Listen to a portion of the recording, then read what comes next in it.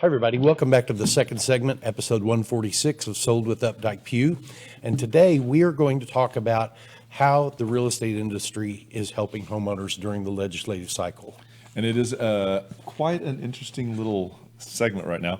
It turns out that right now there is about 36 different HOA bills that are being currently introduced and worked on and passed through the Texas legislature, which is quite a few. And I think that if you do a little bit of Googling, like if you Googled SB 1588 on Twitter, social media, you'll find that there were a couple of polls taken, and it looks like about 80 or 68% of the people that were polled that were Texas registered voters were in favor of the Texas government kind of reining in some of these HOAs. I feel like for a while there, you probably saw in some of the news some of the really silly things that were happening, and I feel like people have kind of had enough, and they're trying to kind of bring them in a little bit because they are good, and not all HOAs are runaways. Not at all. That's not at not all. what we're saying. But there need to. I think the real estate industry felt like they needed some overall guidelines for every association to have to play within. You know, we actually go through this every time we have a legislative cycle. We go through, and there are some changes that are made. Like one of the changes that was made 2 years ago during our legislative cycle was that homeowners associations had to provide documents and a resale certificate to you within 30 days. Now, most of the HOAs that we deal with, we get that within 14 days, or if we, don't mind paying an extra $400 or $500, we can get it instantly. But there were some HOAs that were taking more than 30 days to provide that information. And so the two Senate bills that have passed this time, I think even bring the fence posts a little bit closer in where to a more reasonable requirement. And it's interesting because I was on social media and Grant Myers actually posted, and I thought, this would be a great topic. It doesn't affect everybody, but I think it's really interesting to just kind of say, hey, this is what Texas legislator is doing that's really a great thing for us right now in general. So you want to talk about the 13? I was going to talk about 318. You do it. Okay. So in Senate Bill 318, which is actually on the governor's desk and has been signed, is really the bill that is going to require more transparency for homeowners associations. And I'm reading some components directly from the bill, but I think they're the important parts. And one of the most important parts of this is that a homeowners association now is required by law to provide copies of their minutes and copies of their books and copies of their financial records to members of the association, meaning homeowners, or to a representative of a homeowner, whether it be a CPA or an attorney or whatever representative that homeowner has. The association now legally is required to provide all that to one, and they were not before. Which is insane because you have to have this. Everybody does.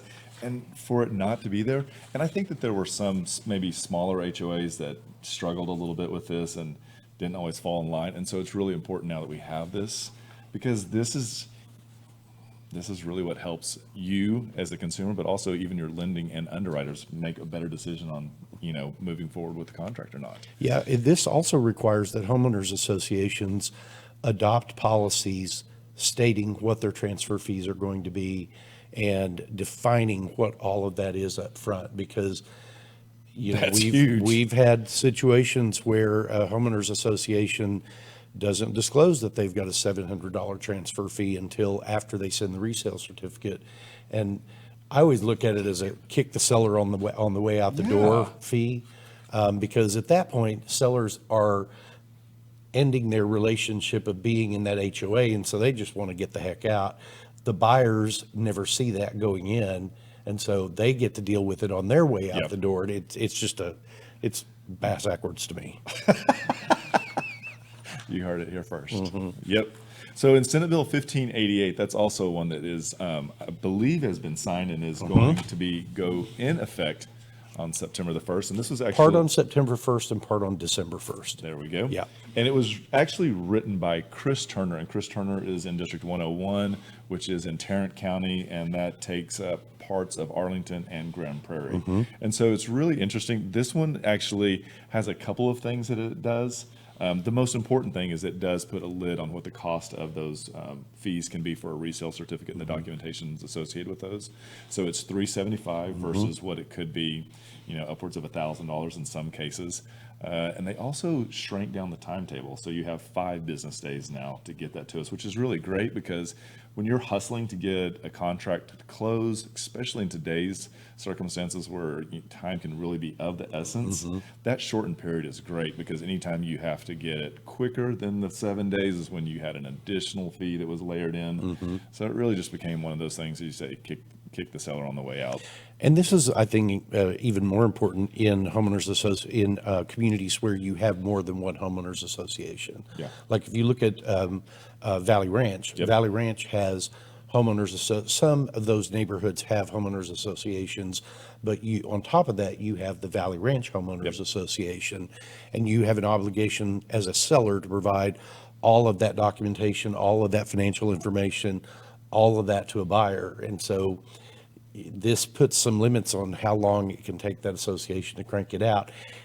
And I think it puts some really, really tough teeth into it if they don't comply. So before, if they didn't comply, it was only $500 that they would be fined. But now it's up to $5,000 plus it can be the buyer or the seller's attorney fees can also be recouped from this. So this is a non-joking matter. And I guarantee you there will be lawyers ready to pick this up and run with it the minute they realize that everything was done and requested and some HOA decided to get horsey with them or delinquent and just didn't want to do it. And there will be interesting things.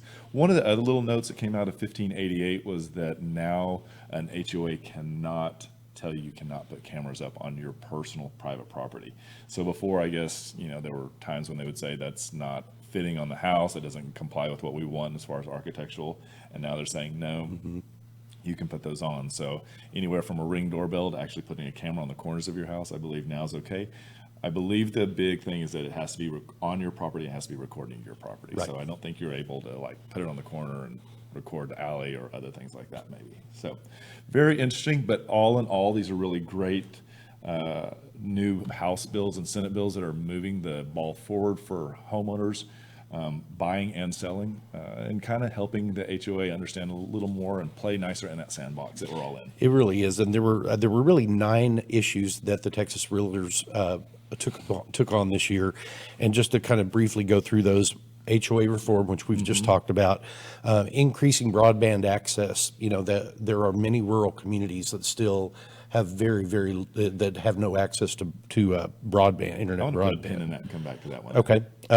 Reforming some civil liability that happens, that's helping protect realtors, especially during the pandemic, in terms of how responsible can we be if someone does contract COVID while walking through a house with us. One of the big ones, to me anyway, was we were able to push through legislation that allows county records to have all of the discriminatory covenants removed automatically from them. Yep. And if you go back and you read some of the deed restrictions on many of the older neighborhoods in Dallas, they are very restrictive and they are very discriminatory, and they're unenforceable at this point, but they're still there. It's like, now's the chance that you can go back and actually have some of that really ugly language eliminated. They've also gotten rid and made some reform on the eminent domain, which is an important thing for homeowners. And then there's also the expanding appraisal options, which is going to be interesting to see how this takes off and how it plays. This can make it a lot easier and quicker for appraisals to happen from a buyer standpoint. Yes. So we've already seen a couple of times this has happened even this year, where we actually have had a table appraisal. So it already is in play, but now we'll see how this works out. And we're also seeing flooding disclosure being required from landlords to tenants, which has not been a requirement before. Which Crazy. is insane that it would not be disclosed. But I think it's really important for a landlord to do their due diligence and help out, because this could be a devastating element. It also could really change what you can get from a rental rate, so. And the last issue is talking about property tax transparency and how your property taxes are actually calculated, collected, how they go to the appropriate agencies. And that's another one that we're going to come back and put a pin in, because when tax bills start coming out in October, I'm going to reach out to some of our clients, and we're going to talk about the value that their home was at in 2019 and 2020 and 21.